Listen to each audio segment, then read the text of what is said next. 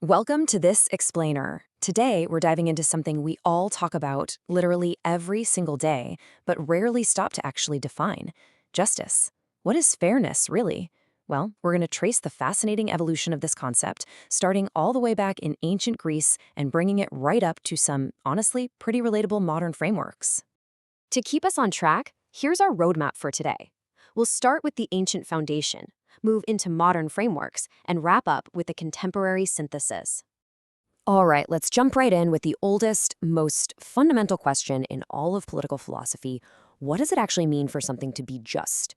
It's a massive question. It has puzzled humanity for thousands of years, and as you'll see, the answer completely shifts depending on who you happen to ask. Part 1, the foundation, featuring two philosophical heavyweights, Plato and Aristotle. So we begin our journey in ancient Greece. For Plato, justice was, well, it was all about order. He defined it as strictly sticking to your own duty or station in life. In his mind, justice isn't about what you get.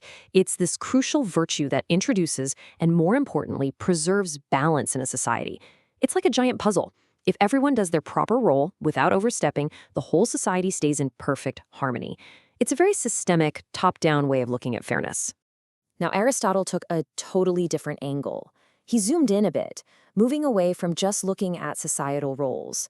For him, justice was fundamentally about equality, specifically treating like cases alike. Basically, if two situations or two people are essentially the same in the eyes of a system, they absolutely must be treated the same. And this contrast right here is just brilliant. Plato is focused on harmonious societal balance, driven by personal duty, right? But Aristotle? He's focused on the mechanics of equality and comparative treatment.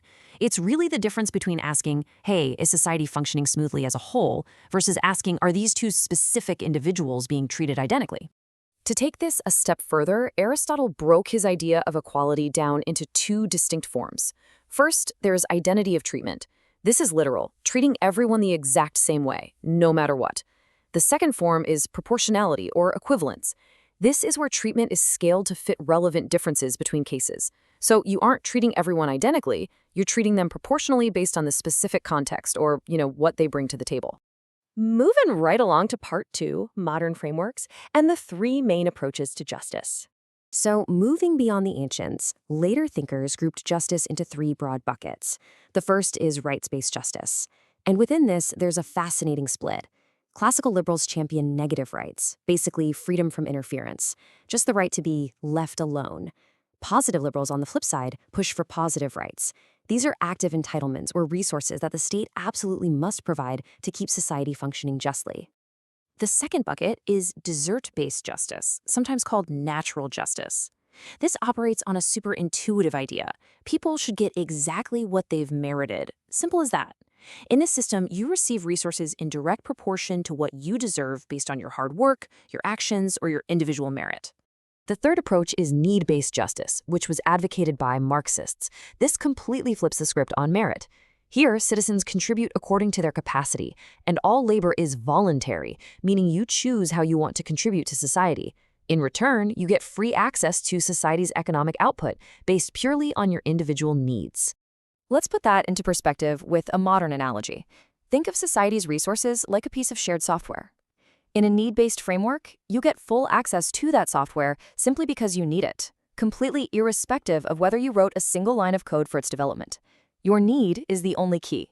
Which brings us to part 3, the contemporary synthesis, focusing on John Rawls and his idea of justice as fairness. Now, when we talk about how a society distributes its resources, we're talking about distributive justice, and that is exactly where John Rawls steps in.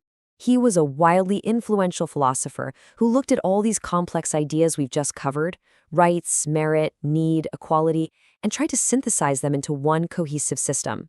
Rawls called his core theory justice as fairness. And honestly, instead of getting bogged down in thick academic rules, his ideas are best explained using a very familiar and, frankly, delicious metaphor. Imagine society's entire pool of resources as a cake. The core question is, how do we slice it?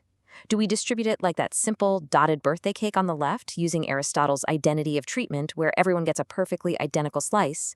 Or do we treat society like that opulent, towering wedding cake on the right, where the distribution is proportional, giving out different tiers and sizes based on merit, need, or other societal factors?